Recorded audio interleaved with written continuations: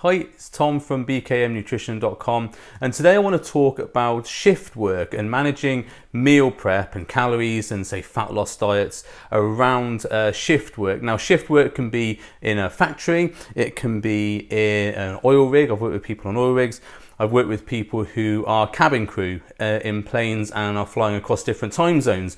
So the normal rules don't really apply here. You can't just say, oh yeah, you get up at 7 and you go to bed at 10, so here's a diet that fits that, because the times are all over the place. If you work through the night, so say for example you go into work at say 10 o'clock and then coming home at say 6 or something like that, then you're disrupting your sleep patterns and your circadian rhythms. So you can't really say to someone, oh yeah, eat this, because their sleep pattern's going to be disturbed as well by the eating. As well as if you're crossing time zones, if you're cabin crew crossing time zones, then you might get up or get on the plane at say 8 in the morning, but then when you get to somewhere it's been 6 hours, but it's still 8 in the morning or 10 in the morning or whatever, but actually your clock is obviously gone forward 10 hours or whatever. So there needs to be some way of regulating that, some way of managing that. Now, this isn't a perfect process, and I'm going to outline some of the tricks and sort of tactics I've used with clients. This won't be a fits-all scenario, so you're going to have to take some of this information and just adapt it for your own scenario. So I'm going to run over some of the more common shift patterns I've worked with, and also then the cabin crew type shift patterns, and then at the end, hopefully, you'll have some idea about how to manage your own shift or time zone travel. So the first thing to remember is that, especially in this situation, it's very, very important that it's the average of the calories over the week that's going to really matter here. Because if you are crossing over days with your shifts or you're crossing time zones, then you can't really say, oh, there's a day, so here's the calories that we have in a day. How we measure it is the calories that you've had over the week. So in terms of say shift patterns and if you're crossing time zones, generally how I work with clients is say, well, when you get up and when you go to bed, we class that as a day. Now, this will mean that some days might be longer and shorter on the clock than others. So if you're crossing a time zone, for example, you might be going to bed at a certain time, but that's not your normal bedtime on the clock, but actually it is your normal routine for your body clock. So how we track calories is we track it from, say, getting up in the morning and then going to bed at night. So this means that some days might be even, say, 20 hours, and then some days are going to be reduced to, say, 6 hours or 8 hours sleep. Over the course of the week, it'll all average out. So it's very important to remember that the average calories over the week matter here. So if we're on a fat loss diet, we want to make sure that the calories from Monday when you get up to the calories on Sunday when you go to bed, on average, they are hitting your calorie intake for fat loss, or your macro calculation for fat loss, or however you've done it. So that's the first thing. Make sure your average calories are in a deficit. The second one, we're going to go for 3 types of shifts. So there's an 8 till 2 shift or a 6 till 12 or whatever. So you have an 8 till 2 shift, you have a 2 till 8 shift, and then sometimes you have an 8 till 2 in the morning shift. So you have lots of these different shift patterns. It might be 6 hours, it might be 8 hours. Whatever your shift pattern is, I'm going to go over those sort of 3 segments. So say if we're on a morning, so some people say start at 6 in the morning and finish at say 2 in the afternoon. For a lot of people, that means they're getting up at 4 o'clock, and most people aren't that hungry at that time in the morning. Now, the diktat of a lot of diets will be like, you have to have breakfast, you have to eat first thing in the morning. You don't really. It's absolutely fine, and this is what I tell generally my shift pattern workers, is that when they get up and they're not going to be that hungry, it's fine to just have a cup of coffee or something, or maybe even just a protein shake, just to get something in their stomach. So protein shake's quite good because it helps to offset your hunger and also put some calories in your system, and you're not going to gain any fat from having more protein in your diet.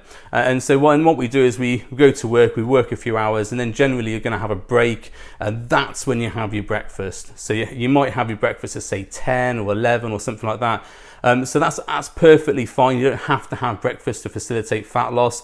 And then we have another meal, or maybe have a little snack or something coming towards the end of the shift, and then we focus having our main meal when we finish our shift. So either we come home or we eat it at the restaurant in the building or whatever. but you would have your main next meal when you come home and just have a few snacks around that sort of breakfast meal that you have. If you're doing a 2 till 8 shift, or say a 2 till 10 shift, then what we want to have is our bigger meal before we go to work. So say like 1 o'clock or 12:30, whatever, you have a big size meal. And what this does, it keeps you fuller through the majority of your shift. And then when you come in to say sort of 6 o'clock or 7 o'clock or whatever your break is, you can then have another larger sort of packed lunch that you take with you. And then when you come home, aim to have a small snack when you come home, not a larger meal. Now, like I said, it's average calories over the week, but if we're looking at, say, circadian rhythms and eating around circadian rhythms, it's been shown that eating large meals in the evening is not optimal for fat loss, although it does depend on calories. However, there is some evidence to show that eating late in the evening can sort of hamper those efforts. So what I would suggest is to have a bigger meal before you go to your shift, and then you have a sort of a medium-sized meal when you're on your break, and then you come home and you have a smaller meal just to put something in your stomach before you go to bed, so you're not waking up hungry. And then if we're looking at the evening shift, so we're going in at say 10 o'clock and finishing at 6, or going in at 8 and finishing at 4, something that sort of thing. Well, then the issue we got here is, and hopefully you aren't working night shifts all your life, because that's going to mess with your circadian rhythm. If you are, then you're going to have to readjust your life obviously around that and your sleep patterns around that. But what I've found with most people who work shifts is that they do say 2 weeks of working a night shift, 2 weeks of working a day shift, and then they have like a bit of time off. Now this will mess with your sleep patterns, and the problem is that we are conditioned not to eat when we're in our sleep phase. So if you are working through your sleep phase and you're awake, it's probably not a good idea to be eating big meals through that time. So what I would suggest is, again, we sort of follow the route of the evening type shift or the afternoon type shift, is that before you go to your shift in the evening, so say you're going to say shift at like 10 o'clock or 8 o'clock or something, you have your main big meal before you go to that shift, and make sure it's sizable so it can carry you through the majority of your shift. Have a small snack when you're mid shift, and when you come home and before you go to bed, my suggestion there would be, if you're not hungry, don't eat, because it's still going to be early in the morning, and what you can then do is you can carry those calories over for when you wake up and have a larger breakfast. Now, through all these shifts, what I would suggest having is small snacks, small portable snacks that you can nibble on if you are hungry. So things for me would be, say, fruit like bananas, apples, something that's portable, easy to carry, unwrap and eat. Protein shakes, which you can carry, say like grenade shakes, are quite good for this, because they're just screw off tops, or any other ready to drink shake is fine. Or you can even have a shaker with some with a protein sachet in. I wouldn't suggest having lots of little sandwiches and stuff like that, because what can happen is, especially if you are on a shift, you probably only get set breaks to have these meals. So it's going to be troublesome to try and sit down and eat a sizable snack. I would look for small snacks to make sure when you have your main break, that's when you have your sizable food. Now, some people, like security people who are sat watching cameras for most of the shift or are walking around, that's going to be the biggest sort of tempting phase for snacking, because a lot of the time you're idle, you're not actually doing anything, so your brain wanders. Now, what I would suggest here is, if you haven't got anything to sort of bide your time while you're there, because I know some people have to sit watching cameras, it's very, very boring. If you haven't got something to bide your time while you're there, or you're not allowed to, say, read a book or whatever while you're there, then what I would suggest is having very small fruit snacks, because fruit snacks can be very low calorie, and you can cut fruit up to be in big portions. Say like 200 grams of strawberries is very low on the calorie scale. If you chopped it all up and kept it in a pot, you can sit there nibbling it for a long time, and it's going to fill you up. It's going to give you that sensation of eating without the calorie load. So that's my main advice for people who are working shifts where they aren't active, where they're watching cameras or such like. Or low calorie snacks such as things like Snacker Jacks are quite good, because they're very low calorie. Rice cakes are quite good if they haven't got chocolate on. Maybe if you like veg snacks or keto crisp or something, maybe, but I'd probably prefer not to eat. Certainly don't eat nuts. Don't eat high calorie snacks, because nuts are very moreish. You can start eating those and get through a lot of calories very quickly.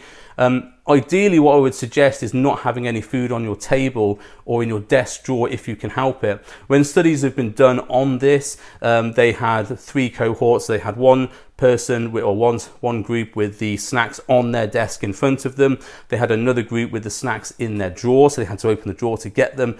And they had another group where the snacks were across the office. Now, in all these studies, the people who had the snacks in front of them on the desk, they ate more calories because the food was freely available and they could just sit there picking at it. The second was the desk, they had to open the desk to get it. And the third group was the one where they had to walk across. So if you are going to keep food in your office or in your workspace, keep it at a place where you have to walk to go and get it, because that's going to reduce the amount of picking that you can do while you're sat there eating. It's very dangerous to have food right in front of you. If you're bored, you are going to mindlessly eat it. So I would suggest you don't have it in front of you, have it that you have to go and get it, so that you don't just sit there snacking mindlessly while you're on your shift.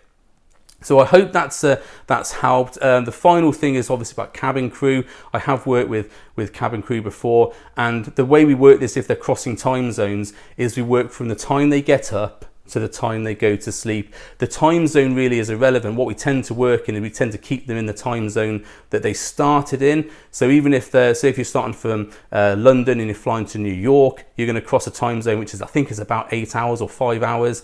So we keep them in the time zone they were in for their eating patterns. So that means their day is going to be slightly longer. However, the coming back is going to be slightly shorter in terms of what times they're looking at.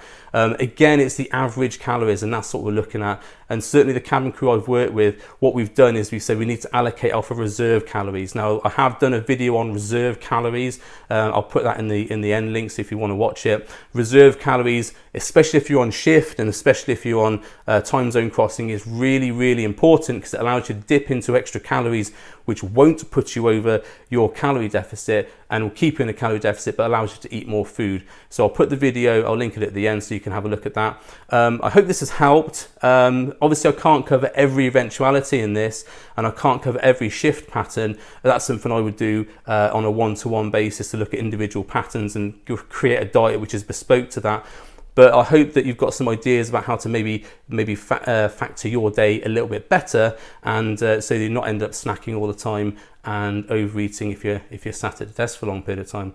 Okay, thanks for watching, and I'll see you on the next video.